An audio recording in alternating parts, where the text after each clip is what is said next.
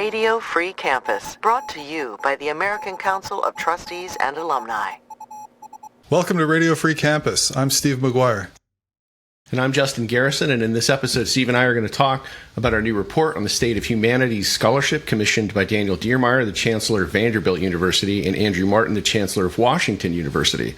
It's a big report, and it's elicited a lot of reactions, both positive and controversial, so we'll discuss how people have received the report in addition to its contents. And then finally, we will hand out this episode's Apparatchik and Hero Awards, so let's get to it, Steve. Before we get to Vanderbilt and the report and everything, you were recently out west. So, tell us a little bit about what you were doing, what was going on out there, and most important of all, is Buc-ee's even better than you imagined it would be? Yeah, finally got to stop at Buc-ee's.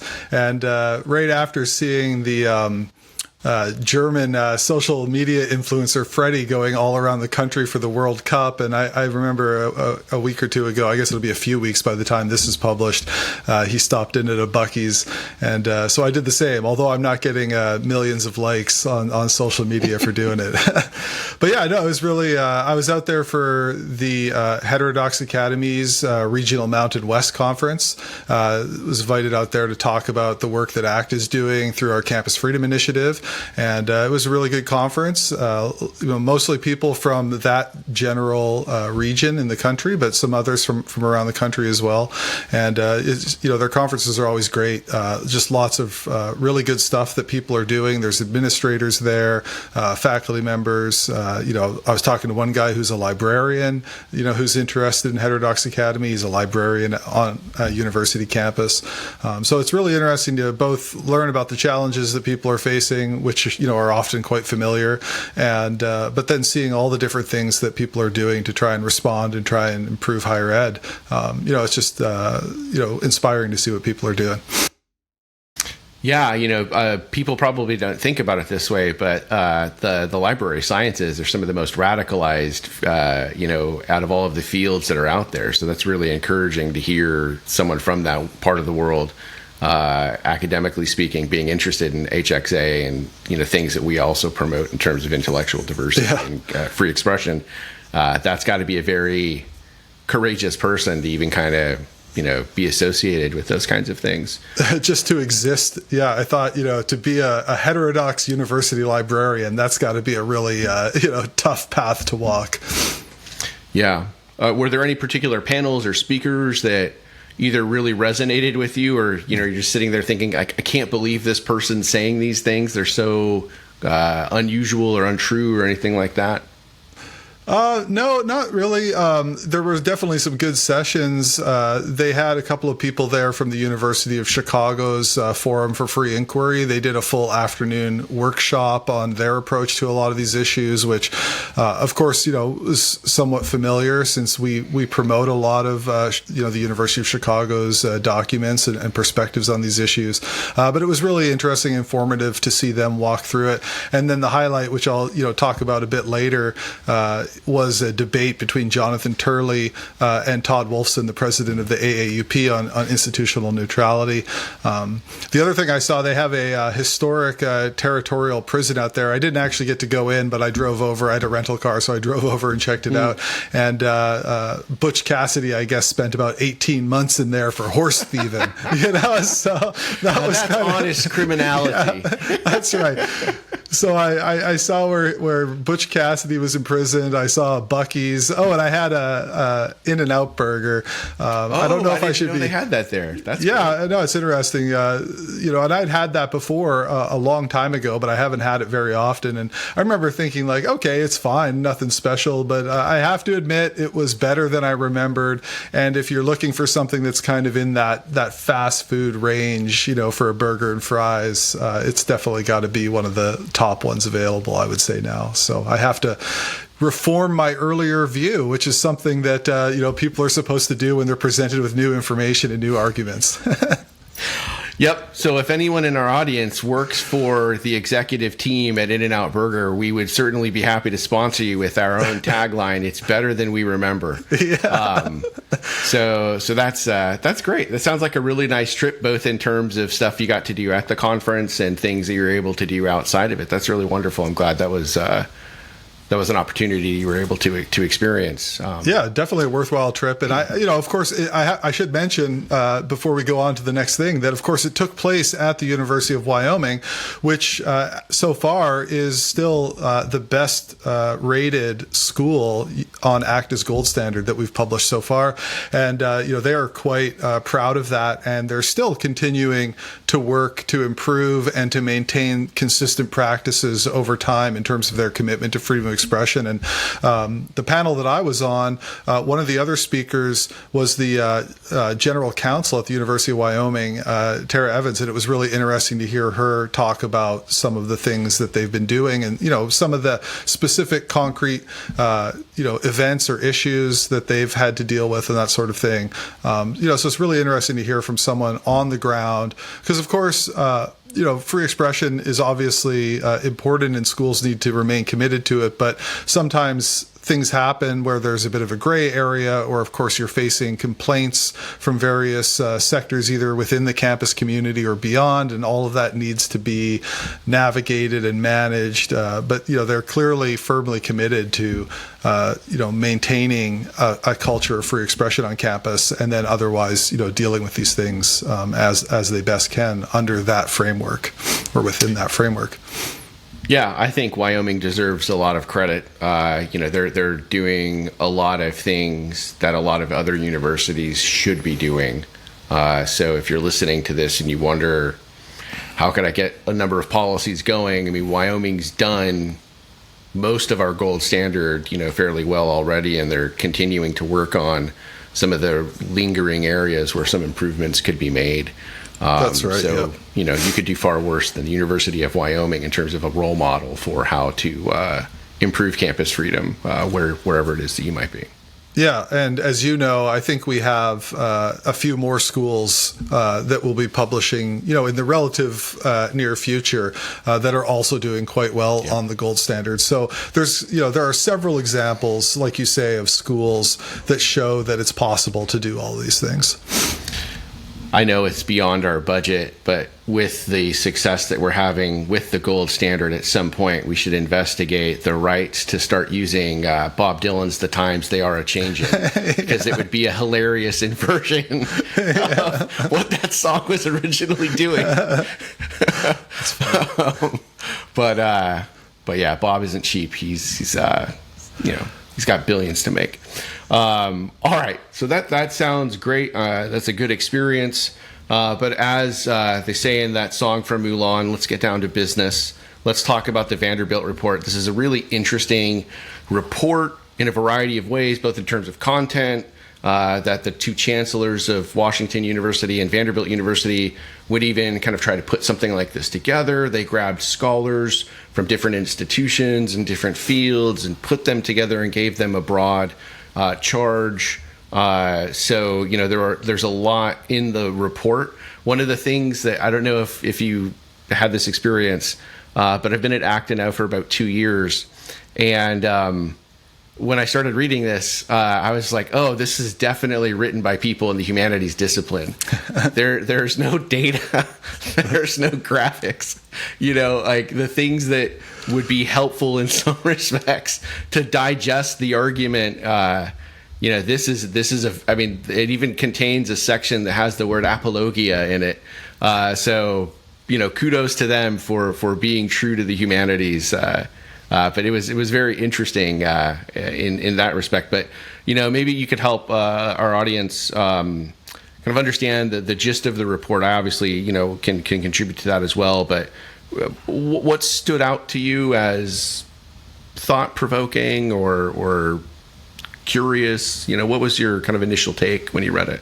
Yeah. Well, first, I think we should mention that this report was commissioned by Daniel Diermeyer and Andrew Martin, the chancellors of Vanderbilt University and Washington University in St. Louis. And they, of course, have been leaders in recent efforts, within higher ed to respond to some of the concerns about its direction and declining public trust and those sorts of things. and they commissioned some scholars. It's not quite clear how the group came together, but it sounds like maybe they tapped one person, and then that person maybe started to build out a team that would, be on this committee. And according to the report, they spent some time, it sounds like maybe using AI to collect a bunch of information about certain humanities disciplines, and then they produced this report. And the report, like you said, I think the report quite clearly identifies a real problem. It focuses, also another thing we should point out is that it only focuses on humanities scholarship, and even there it really focuses on a few disciplines in particular. So it's not talking about teaching, it's not talking about faculty hiring and promotion, right? All these other areas where I think there are real concerns as well. It's just focused on the scholarship. And, what it's trying to show is that several of these disciplines, and I think anthropology is one that stands out and has stood out in terms of some of the debate and the responses to this report. But they go and they select some, speeches and articles and that sort of thing to sort of highlight the problems that they suggest are within these disciplines. Now, of course, they start out by saying this is not an attack on the humanities per se, right? These, as you said, they're all humanists themselves. They think that there's lots of great work being done in the humanities. They don't really accept the criticism that certain disciplines or the humanities in general have gone totally in the wrong direction, or that they've become completely politicized or gone totally woke, or whatever you want to say. So there's a lot of caveats there, and they really hone in on the scholarship angle, and then they try to show that here are some examples of the kinds of problems that we're talking about, and they're trying to show that there is a problem with this scholarship becoming politicized, and politicized in the sense that it's driven by political narratives, and that it's not ultimately some of this scholarship is not ultimately ordered towards this pursuit of truth. I think they talk about objectivity. They blame they find that relativism is one of the culprits. I think one of the leaders of the report, he wrote, a pretty famous book, criticizing relativism, which, some people have tried to use that as an angle to critique the report. But anyways, that kind of sets the stage. I could give you some of my initial reactions, but, why don't you get in here and give us some of yours as well, and then we can... get back to so just in case people are curious, we can put a link to the report in the show notes, but the fields that were covered, and this is it's important to remember, right? This is a report about the humanities and then what they call the humanistic social sciences. Right. So that's how something, I think, from their perspective, like sociology gets into the conversation. So the areas that they targeted are philosophy, anthropology, sociology, history, literary studies, and music studies. And, one of the things that the report does, and in a medieval sense, I think they might be too scrupulous, right, is trying to be as clear as possible about what they are and are not analyzing, commenting on, and so forth. And you already indicated some of the pretty big ones. While there's, a broad discourse out there about ideological bias in the classroom or amongst the professoriate in terms of their partisan identification, they're pretty clear that they're not doing that. And it's not because those aren't interesting topics, but that's not their topic. One of the things that I used to really find frustrating as a scholar was sometimes if you're presenting research and you get a question from the audience that amounts to, well, why didn't you write the paper I would have done if I had bothered to waste my time on your dumb research project? It's kind of like, yeah, that's a good question, but my question is this question. I can't do a theory of everything in a 25-page report, in this case. So they're very careful to limit what it is that they're studying, and they're very careful about explaining what they're claiming. Right? So they definitely don't go into, hot takes about the humanities, that they're either, as you were saying, it's totally dominated by wokesters, or that there's absolutely no problem here. It's just evil MAGA Republicans trying to say nasty things about, subjects that they don't understand or something like this. It's very careful. It's very scholarly. I wanted to read this part of it because I also think this is a weird thing for me to hear in the context of the report, a humanities report. So they say this on page 5 of the report. This is in the introduction. But with occasional exceptions, our conclusions about the overall state of humanistic scholarship, and in particular about the extent of the problems we have identified, are not yet supported by the kinds of quantitative evidence that would be expected in a peer-reviewed study of these matters. Mm-hmm. I'm not opposed to quantitative data or things like that, but that's kind of an interesting statement to make. I don't know how you would do that within a humanities method of research. Like that's mm-hmm. not typically a research method you would learn if you're taking a PhD in English or linguistics, perhaps, maybe history in some sense. But all of that is to say, they're certainly not trying to overstate the case. I mean, I think some of the criticisms that the report has received from what people might think of as the kind of intellectual right is that the report doesn't go far enough, or it kind of underplays the problems. I mean, a good piece of scholarship is always going to generate discussion, disagreement, constructive or otherwise. But they're certainly quite careful in how they're trying to limit what they're talking about. And in some sense, I think that is a good example of what all scholarship should do. Mm-hmm. Right? You're trying to get to the truth about something. You should be very clear about what your objective is, and you should be clear about what your evidence and argument can explain and what it probably cannot explain. And then you can have the conversation from that starting point. So I give credit to the folks here. Some of the scholars are people I recognize from my own research. Others I don't. I know Sean Willents wrote a book on Reagan, mm-hmm. so I read that when I was doing my dissertation. But I saw the professor. I can't recall her name, but she's a sociologist at the University of Hawaii. She was recently on an HXA webinar that I attended on intellectual diversity and what professors need to do to bolster that. So it looks like a pretty interesting and intellectually diverse composition on the committee's front. And I thought that was also, to the credit of this group that produced the report and to the chancellors that gave this committee their charge to do this research.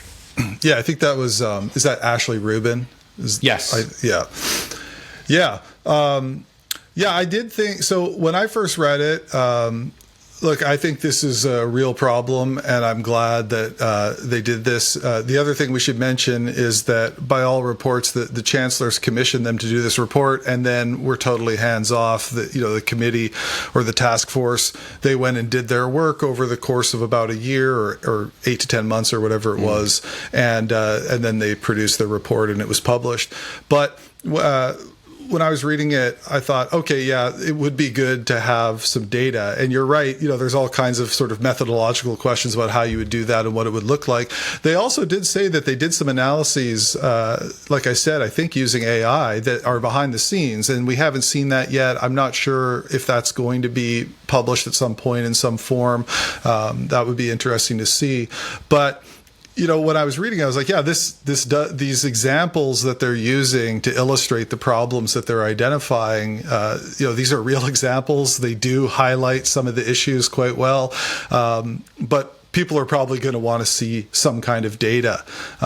There's probably, people who are being criticized in this report who just aren't going to hear it, no matter how much data you throw at them anyways. And I think some of the responses are probably, highlighting that issue. But I do think the report, either when it was published or hopefully in the future, if it's backed up with more data showing that these issues are there, I think that could be helpful and strengthen the case that it's trying to make. Also with the issue of, they spend a bunch of time on relativism, and there's the kind of postmodernism, hanging in the background there. And that's interesting. I mean, clearly this has been a contentious issue in the humanities in scholarship for some time. But when you look at what we're dealing with today, right, the political activism, in a way, these people don't really seem like relativists, right? They seem very committed. They may well question things like, I don't know, biology or something like that, and their disciplines may sort of abstract from that a lot of the time, and these are certainly issues that should be looked at and critiqued, but they seem quite sure about their political goals and the importance of those political goals, to the point where, as the report notes, this is often overriding the idea of disinterested scholarship and or the pursuit of truth. So when you look at the research, I think often a problem is that the conclusions are determined before any of the questions are asked or any of the arguments are considered. And then in terms of even trying to get things published in certain journals, if you're not arguing the right thing or finding the right conclusions, you can't get published.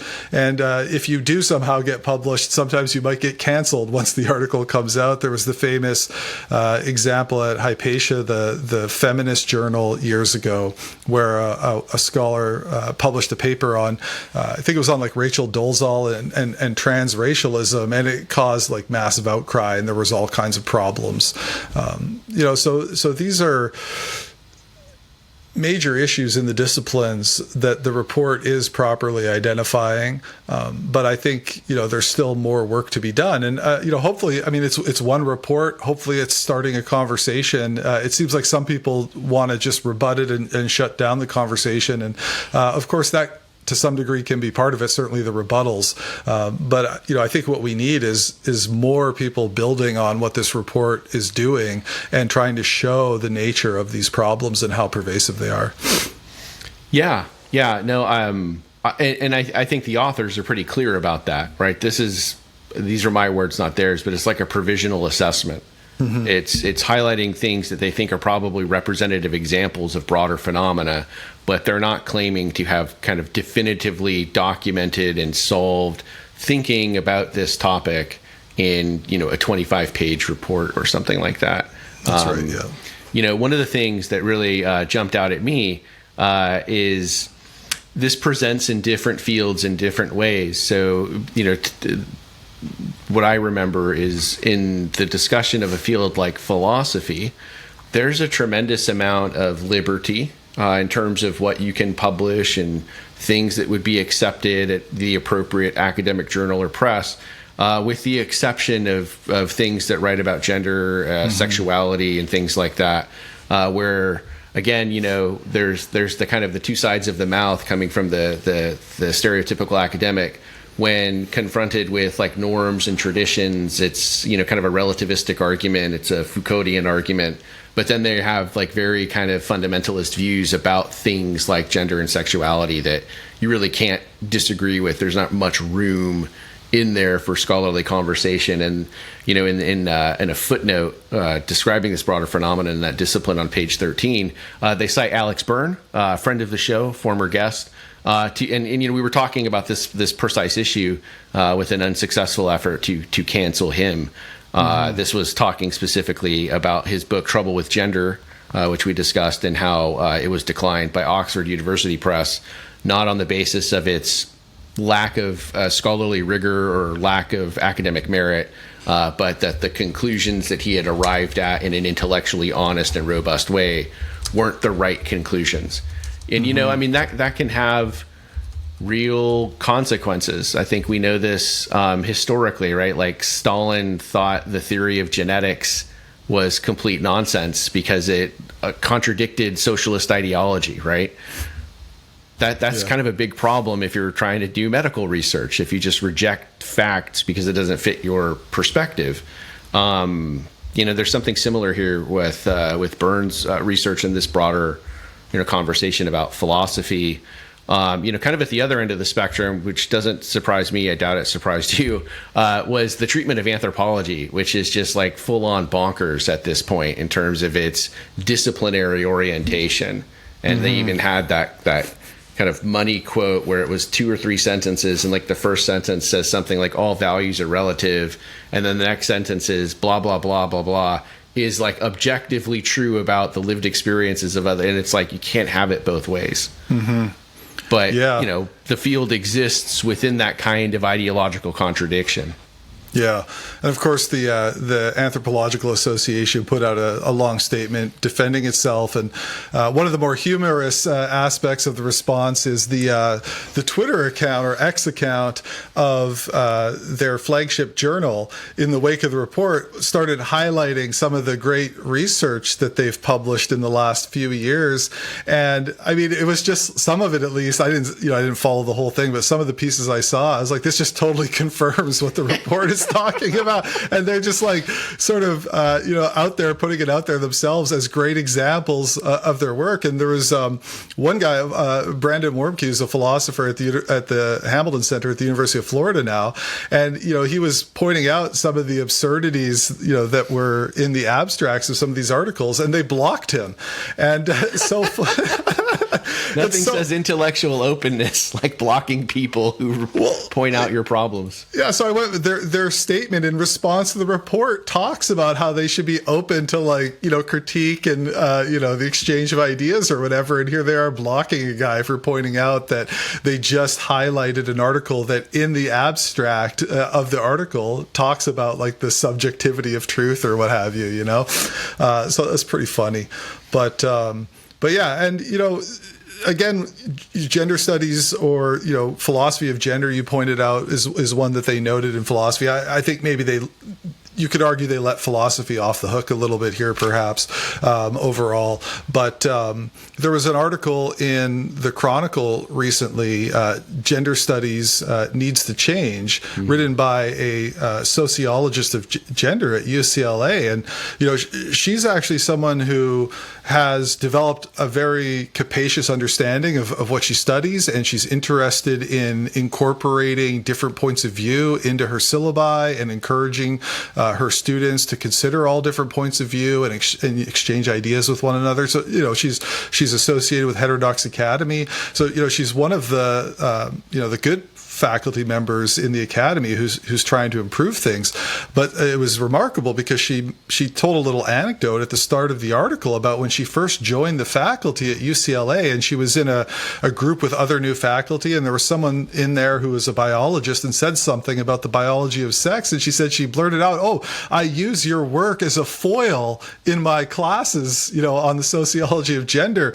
And she came to realize after sort of working with this other professor and co-teaching that's not the correct approach at all. The biology of sex is not a foil for gender studies, but something that should be incorporated into the conversation. Right. And so it's great that she had that realization and was open to co-teaching this class, and they've both sort of grown in different ways as a result of their collaboration.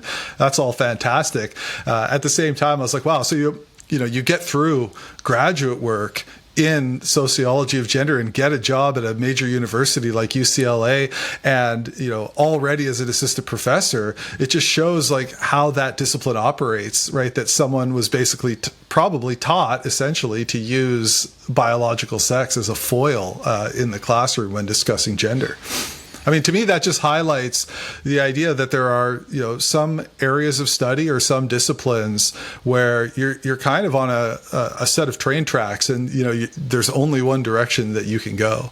And clearly, she has become heterodox because she's not doing that anymore. Yeah, you wish that more professors could get mugged by reality that way, because it would be so helpful. Because I think sometimes there are people who are critical of the academy who imagine professors as kind of like the Grand Inquisitor from the Brothers K. Like they know what they're doing is wrong, but they don't care because they have these other reasons. And I think there are probably professors like that because there are people like that in all walks of life, right? But I think this person's experience is probably much more representative. If you're told throughout your undergrad and graduate training that these are the undisputed facts about the world. You'd have to have an experience like this particular professor had, or have some other kind of inner resilience and curiosity that would lead you to more kind of heterodox directions.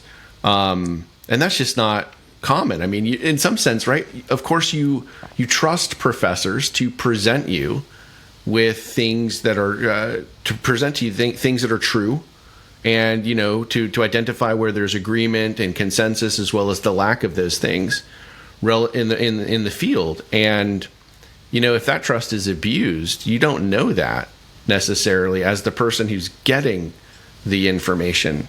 So it's a really, I think that again is one of the nice things about the report is addressing this problem is going to be complicated. A hatchet or a machete won't do. This is, as our boss Michael Polyakov likes to talk about, this is where you need a scalpel. Mm-hmm. Because if you don't do it carefully, you might create more problems or do more damage than is necessary to get to the goal that you have.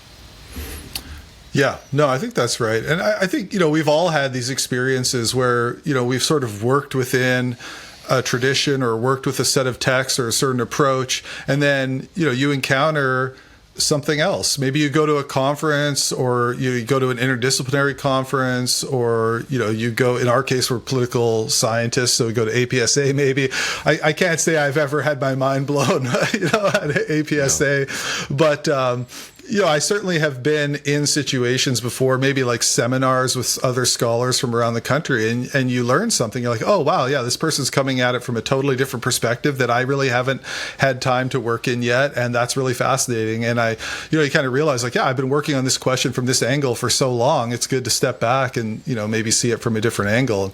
And I think certainly with the report, if you have these disciplines that have sort of fallen into a kind of tunnel vision, or at least become, there's certain elements of it that have been, shaking that up is a good thing, and people should have these conversations. And I think we should really just be building on this report rather than trying to shut it down, which a little bit of a segue is, of course, what the AAUP chapters at Vanderbilt and Washington U said. Clutch should be the done. pearls. How could that be? Yeah. The AAUP is against intellectual diversity?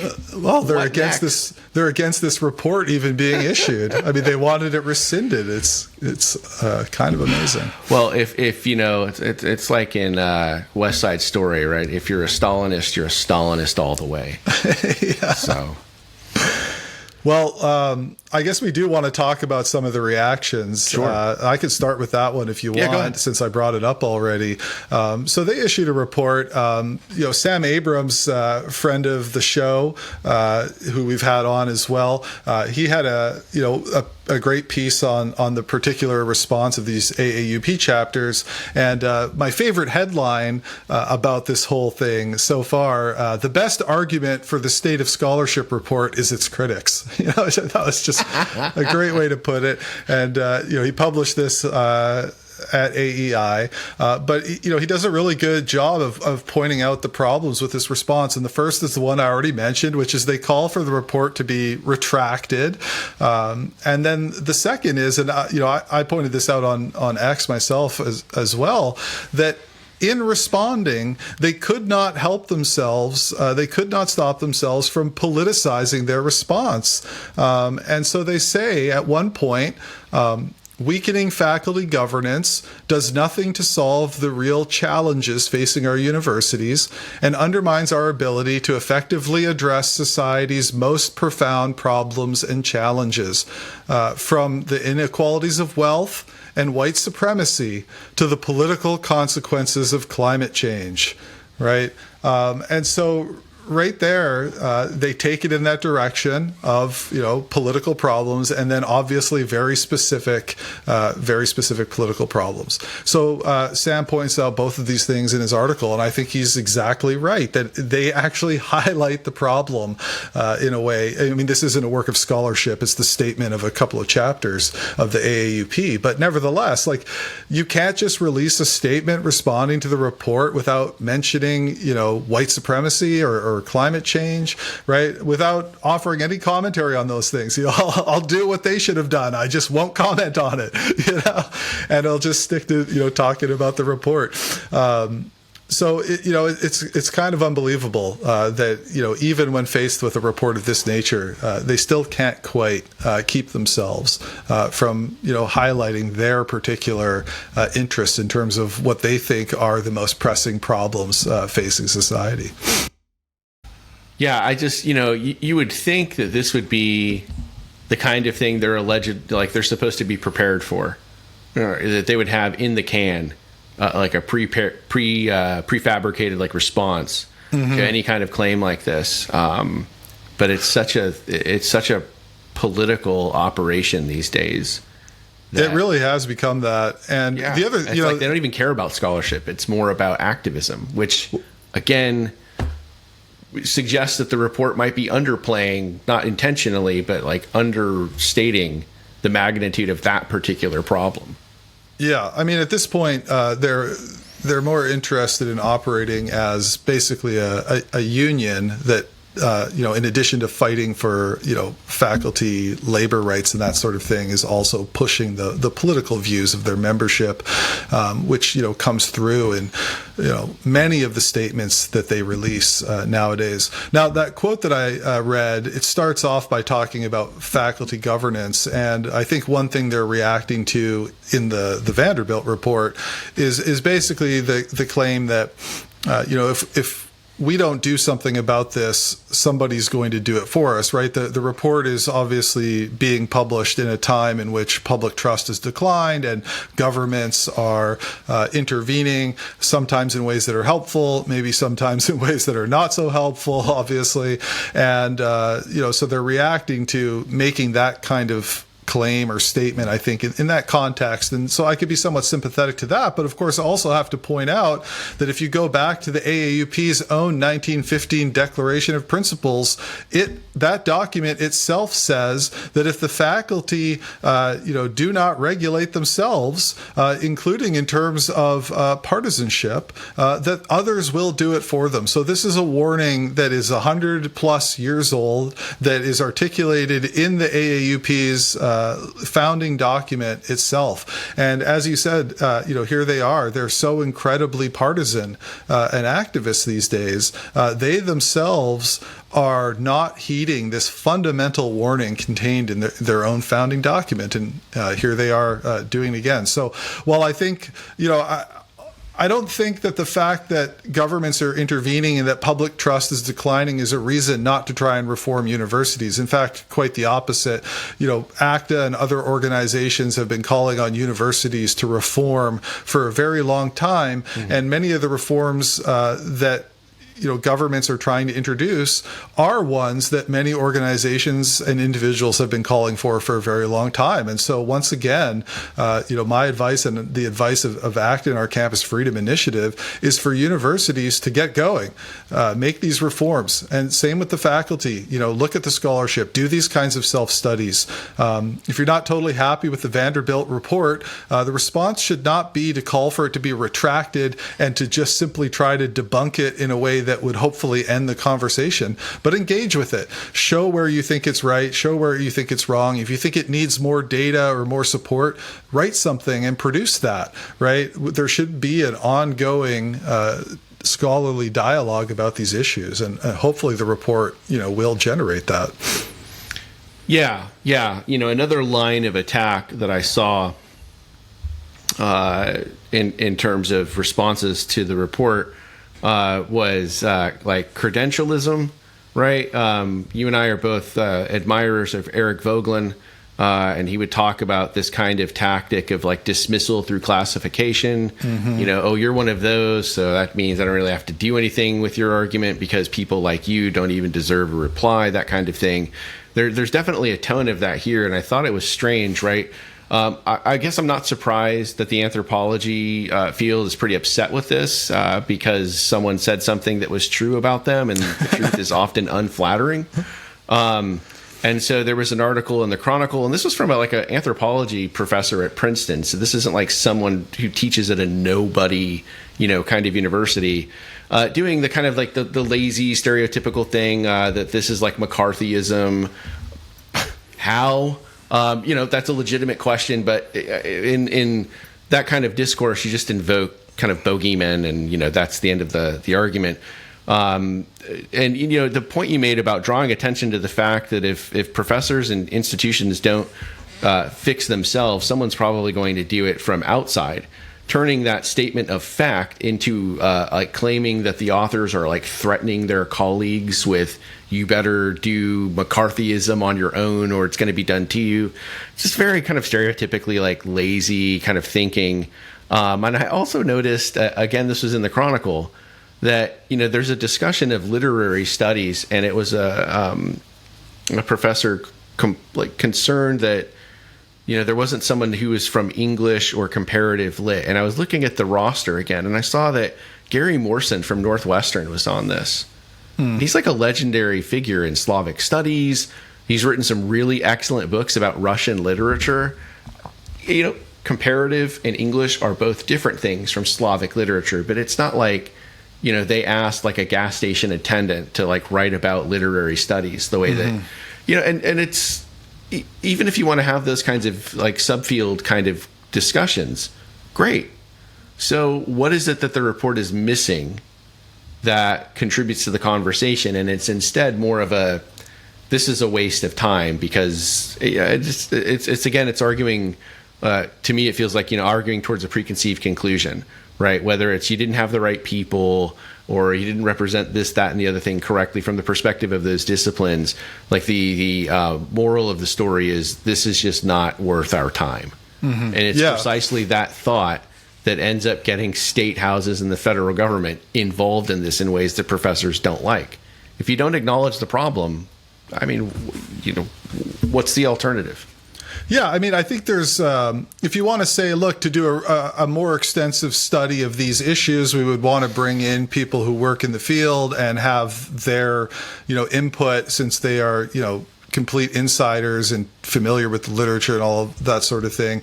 I mean, obviously there's some merit to that argument. First of all, you'd have to be able within your discipline to actually set up a committee to do that of people who have diverse views and people who take these problems seriously. And maybe you put some other people on there who don't think it's such a big problem and have them kind of argue it out. But I think the other, the reality here is that there's also an appeal to that argument as a way of trying to insulate these disciplines from any kind of criticism, right? If you have disciplines that are being accused of having this kind of tunnel vision, like I said earlier, and then their response is, well, you're not inside the tunnel, so you can't talk about the tunnel vision. It's like, okay, well, then how are we going to get out of this mess? What mess? Yeah. Right? Everything's fine. But yeah, and if you're appealing to this kind of specialization as an argument for saying these people have nothing to say, even though they themselves are accomplished and highly educated people, that even they can't say anything critical that's useful about our discipline. I mean, that just seems like an untenable position to take. You do need to be able to justify what you're doing to people beyond your field. And just like I think faculty in general need to be able to justify what they're doing to people beyond the academy, right? Yeah. And that's just a reality of human social life that needs to be taken into account, right? I think there is a kind of ideal where the faculty are generally in charge of themselves and that they're sort of judging one another's work, whether you're talking about, scholarship, obviously, or even, teaching and how the curriculum is set up and all those sorts of things. But when you get to a point where people within the field or people adjacent to the field, and then lots of people outside the field are saying, hey, we think there's a problem here. We don't like what you're doing, or we think that it's kind of gone off the rails. There do need to be mechanisms to address that, and there should be some openness to hearing those kinds of things. Yeah, I mean, if the foundation of your response to that kind of, legitimate concern is how dare you, I mean, you've already lost the game. Yeah. You're not acknowledging the real problem. Yeah. Well, now you have me thinking of Greta Thunberg in that clip of her saying that from years ago. Oh, man.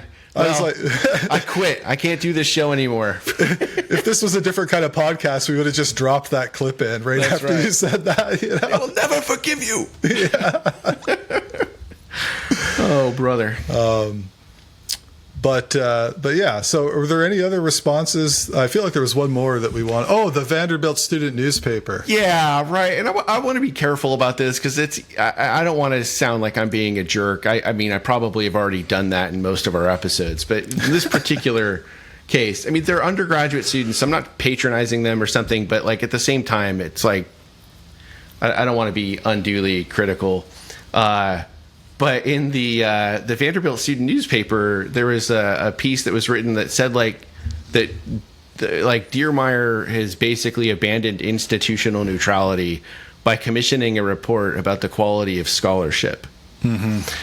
And I just, you and I know that for staff, Vanderbilt actually has like a really wonderful and thorough training program on what institutional neutrality is, how that manifests in a variety of circumstances on campus.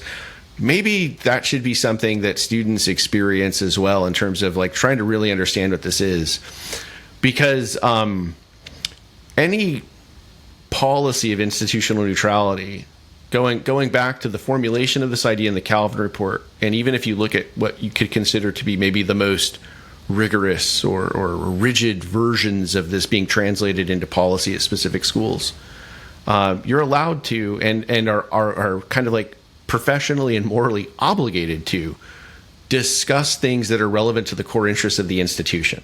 Mm-hmm. So pretty much any university, whether they live up to this or not, right, they're going to put things like the dissemination and discovery of new knowledge really high on their list of things in a mission statement and a value statement. This is the purpose of the modern university: to learn new things, to experiment, to discover new things that people hadn't known before, and then to share that with peers and have it stress tested and that kind of peer review, all of that. Mm-hmm. So if scholarship is corrupted, that has a direct implication on the mission. There couldn't be something that's a clearer fit with institutional neutrality than trying to figure out whether or not universities are kind of living up to their goals. Mm-hmm.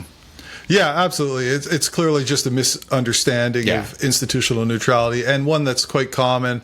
In fact, when I talk in a few minutes about the debate between Turley and Wolfson at the Heterodox Academy conference, Wolfson's whole argument was based on sort of ignoring these caveats in the doctrine of institutional neutrality. But we're seeing this. I've seen this quite a bit, actually, since more universities have moved towards adopting institutional neutrality, is that people are sort of looking for examples where these universities are violating it in their view. And in a lot of cases, it's just based on a misunderstanding, having not read the document or being unwilling to acknowledge what the caveats are. And of course, the other thing that you could say, which I don't even think applies in this case, is that, institutional neutrality, it does give you a sort of North Star or a set of guidelines, but individual practical judgments are still going to have to be made over the course of time. And I think, even leaders at, say, the University of Chicago, they might admit or, at least disagree amongst themselves about some of the things that they've done or not done, even though they are obviously the ones who produced the Calvin Report and have this practice of institutional neutrality basically going all the way back to the founding of their university. So there would be examples where they'll say like, oh yeah, maybe we shouldn't have done that, or maybe we should have said a bit more here, or what have you. It's not like it just gives you a sort of black and white formula for deciding what to do and when to do it. But yeah, in this case, the idea that the chancellor of a university couldn't commission a bunch of scholars to do an independent report on the state of the humanities and that would violate institutional neutrality is just a complete misfire. Yeah, no, I think it is. There was also this kind of the kind of rhetorical question you get from a student usually in a paper, and there's a line in there about, well, it says that some of this kind of scholarship is bad, but who's to say what bad scholarship is? And I was like, well, that's what peer review is supposed to do, right? Mm-hmm. I mean, it's kind of the essence of the modern scholarly enterprise, that you write things and then you're judged by your peers as to whether what you have written and published is truthful, persuasive, or, professional. So these professors exercised that judgment. Right. I mean, there is no scholarship at the end of the day if you just kind of have this Pontius Pilate approach of what is good scholarship? It's like it's not black and white, but it sure as heck isn't just totally subjective either. It was almost like that line of argument in the newspaper article was confirming one of the problems that the report identified. It's just this endemic relativism. Mm-hmm. Well, that seems to be a common feature of many of the responses, at least from the people who are, critical of the report, whatever you want to call it, from these disciplines, from the left, however you want to classify it. That was also interesting that several people, at least on social media, basically responded by calling the report right wing or saying something about a bunch of right wing scholars. And you go and you look at the list of scholars, and you're like, these guys are not all right wing. Not at all. I'm not sure how many of them would be described would self-identify in that way at all. So yeah. So I think it's a really important report, and it has strengths and weaknesses like any report would have. And I hope that what happens is that maybe the people who aren't quite as loud as some of the initial hot takes from critics will take this as an opportunity to continue to deepen and expand this line of research into the quality of scholarship, because it's going to be really difficult for scholars to overcome what are widespread and I think often justified stereotypes about the worthlessness of humanities scholarship in the broader body politic. Mm-hmm. And that doesn't mean that people outside of the academy are always correct in their assumptions, but that's a real problem. And I think in many ways it's an accurate evaluation of what these disciplines are producing. So to earn that public trust back, which for purely mercenary reasons would be helpful for people who work at public universities in particular, there's going to have to be something more along the lines of this report than just throw it away and move on as if nothing, as if there's nothing to see here. That's right. Yeah, I think what we need is more philosophical reflection on what has gone awry in humanities scholarship, social science scholarship in general, not less. Absolutely. Steve, you've made our choice this month for the Hero of the People Award, so do you want to tell us about that? Absolutely. Let's get to it. So for the Hero of the People Award this month, I've chosen Jonathan Turley, himself a well-known defender of academic freedom and all good things in the academy. He, as I mentioned, he was at the Heterodox Academy conference that I was just at to debate Todd Wolfson, the president of the AAUP, on the topic of institutional neutrality. And I should have had the resolution that they debated written down right in front of me. But basically, it was that institutional neutrality is necessary to defend academic freedom or free inquiry. And Turley, of course, was in the affirmative, and Wolfson was in the negative. And it was a great event. They were both very courteous and professional. There was a lot of humor as well. Good laughs during the event. So I want to start by saying that it really was a great model of how people who disagree quite profoundly can nevertheless come together and have a really fun and interesting debate. But in terms of the argument overall, it will surprise no one who listens to this podcast or follows ACTA's work that I was persuaded by Jonathan Turley, who I thought just made a really great case for the importance of sort of moving the academy off to the side, away from politics, and having it be open to all kinds of debate, all kinds of different points of view, and that maintaining this idea of institutional neutrality is essential to that function. With Wolfson, he tried to argue that if there are any examples where institutional neutrality was not necessary to preserve academic freedom, that this would undermine the resolution. But then he went on to talk a lot about statements that are being released in the last year and a half under the Trump administration, and basically ignored or didn't address or accept the caveats that are in the Calvin report itself, and basically operated as if institutional neutrality was essentially the claim that universities should never speak out ever at all about anything. And so to me, that was just a misinterpretation, whether willful or not, of the idea of institutional neutrality.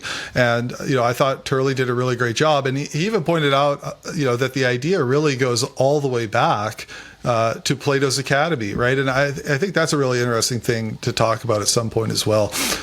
Just that it's not something that is, of course, it's articulated most famously in the University of Chicago's Calvin report, but there is an idea that goes back to the very founding of the idea of the academy here that I think is contained in the idea of institutional neutrality.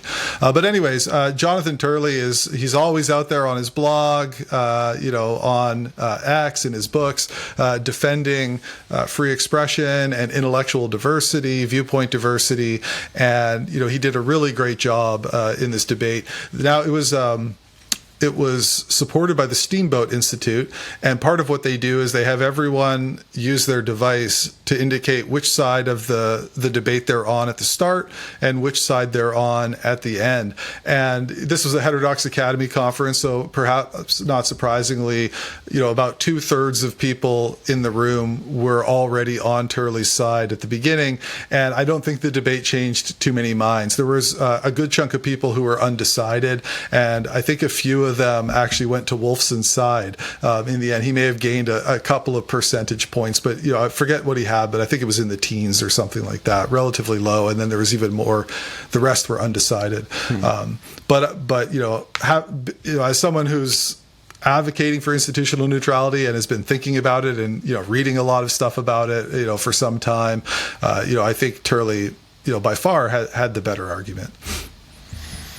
That's great. It's important for people to model that kind of civil discourse, which is another real significant area of interest that ACTA has, of course. But it's good to hear that the more reasonable interpretation of this prevailed. Yeah, and actually, his greatest feat may have been getting Todd Wolfson to concede that there might be some truth to the claim that it's a problem that there are so few conservatives in higher ed. Wow. Yeah, wow. And the Steamboat Institute, they will have this up. By the time this is published, for sure, they'll have it up, on their website, so people can go watch this debate, and I think it's worthwhile.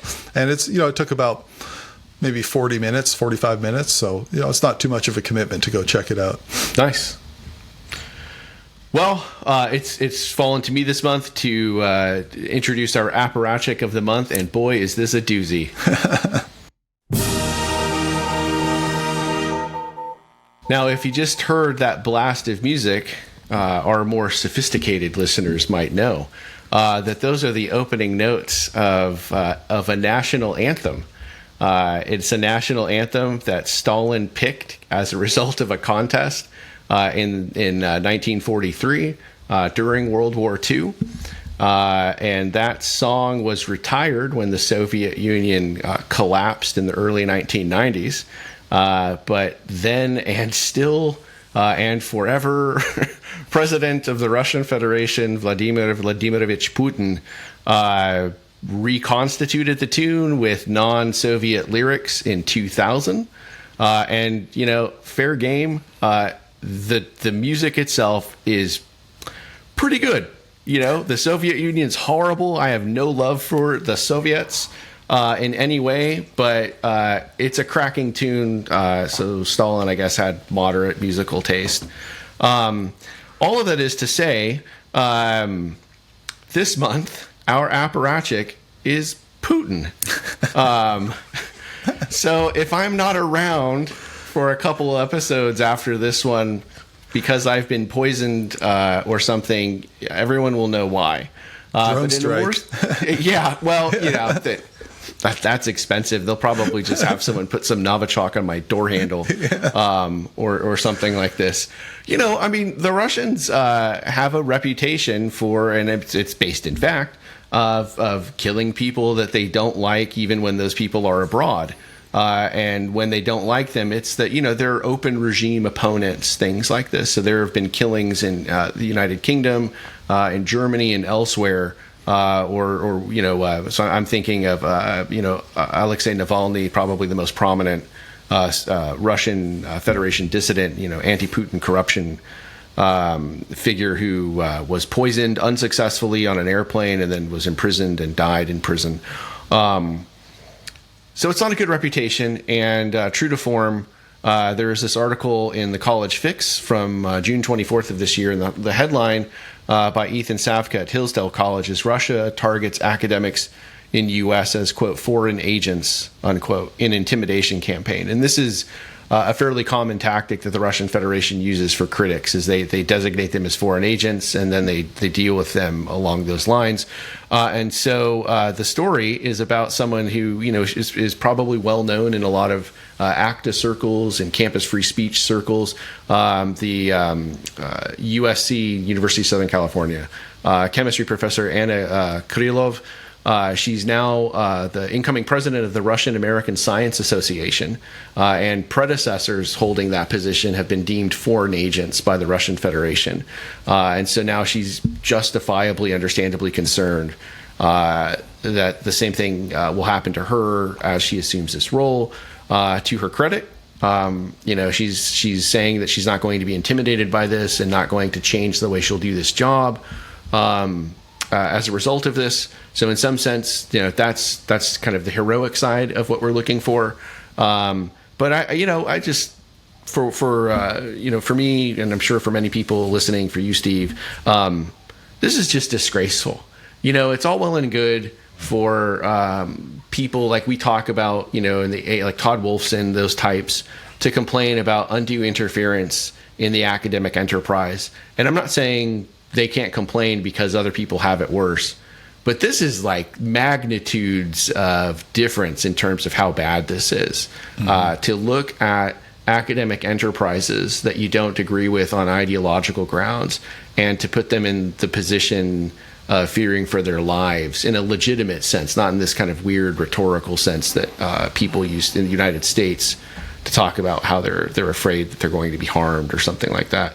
This is very serious, and I really wish, the Russian Federation would stop doing things like this. There's a tremendous positive history of Russian scientific discovery and Russian scientific enterprise that is undermined by these genuine Apparatchik tactics. So that's what I've got. No, I mean it's a serious threat that, like you say, is just orders of magnitude above what many of us and many scholars are really worried about. It reminds me too of the episode that we had a while ago with Sarah McLaughlin from FIRE, who wrote a book, and her work I think was focused a bit more on students too, but say, Chinese students who are worried that even their fellow Chinese peers will report them, to the consulate or something if they say the wrong thing on campus. There are serious issues that people on American campuses are worried about, if they come from some of these, actually authoritarian foreign governments. Yeah, that's a really good point. It does definitely fit with the research that Sarah's done and that we talked about in that episode, several episodes back now. It's a real problem. Yeah. So would that this would stop. Yeah. All right. Well, I guess that's a wrap for this episode of Radio Free Campus. And thanks for joining us again. And we'll look forward to seeing you next time. If you're watching this, you see my U.S. soccer kit. If you're listening to it, I'm wearing the one that looks like a waving flag or kind of a half-melted peppermint, candy. But God willing, the next time we get together to talk about important issues, we will also be basking in the glory of the United States' continual march to perhaps its first World Cup trophy, which would be, for many European countries in particular, something that they would find in the back of the Book of Revelations.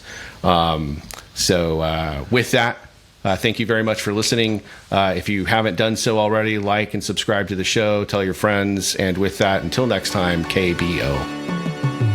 Thank you for listening to this episode of Radio Free Campus. If you enjoyed the show, please like, subscribe, and turn on notifications so you don't miss an episode. Audio-only versions of Radio Free Campus are available on all other podcast streaming platforms. Whether you have comments, questions, or suggestions for future episodes, the hosts would love to hear from you. Comment below or email them at radiofreecampus@goacta.org. Radio Free Campus is offered by the Campus Freedom Initiative at the American Council of Trustees and Alumni. For more information, please visit goacta.org. 58% of Virginia Commonwealth University students surveyed say they would feel uncomfortable being close friends with someone who holds different views on gender, race, or social justice issues. Discover more at goacta.org.